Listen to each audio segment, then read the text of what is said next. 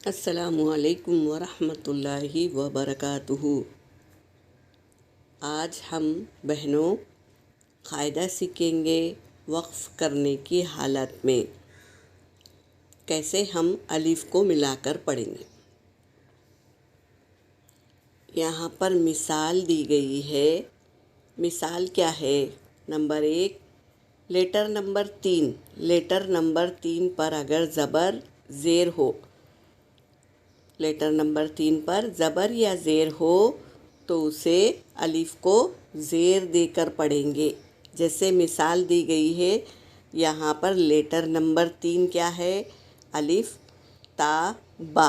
با letter number 3 ہے جس کے نیچے زیر ہے، تو اسے ہمیں الف کو بھی زیر دینی ہوگی۔ نمبر 3 لیٹر کے حساب سے ہم الف کو زیر دیں گے، اتبعو، اس طرح۔ اب دوسرے پہ دیکھو، الف، را، جیم۔ جیم تیسرا لیٹر ہے اور اس پر بھی زیر ہے۔ زیر ہے تو ہم الف کو زیر دے کے پڑھیں گے، ارجعی، اس طرح۔ اب ہم نمبر 2 لیں گے۔ نمبر 2 کیا ہے؟ Letter number 3۔ لیٹر نمبر 3 کون سا ہے؟ الف، شین، دال۔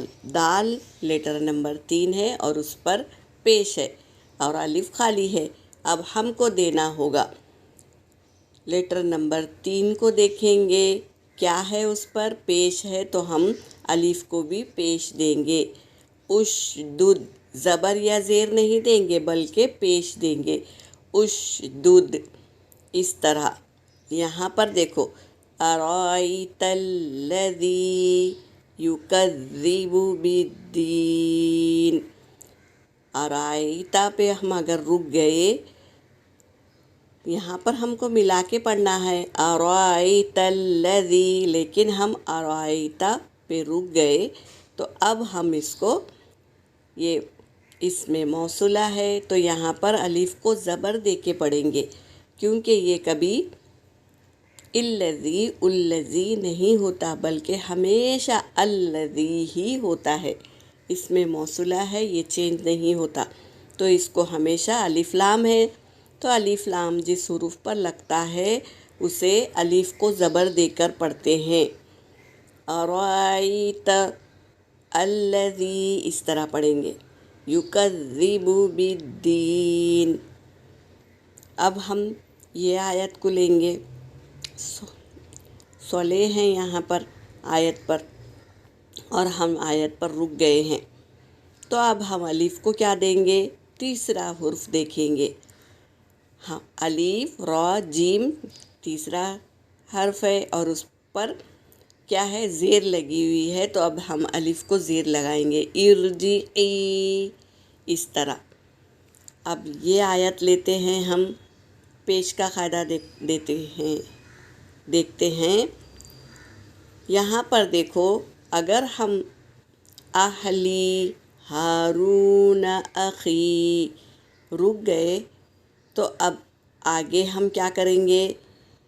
تیسرے حرف کو دیکھیں گے، الف، شین، دال۔ دال اس کا تیسرا حرف ہے تو اس پر دیکھیں گے کیا ہے، تیسرے حرف پر پیش ہے تو ہم الف کو بھی پیش لگائیں گے، اشدد بہ اذری، اس طرح۔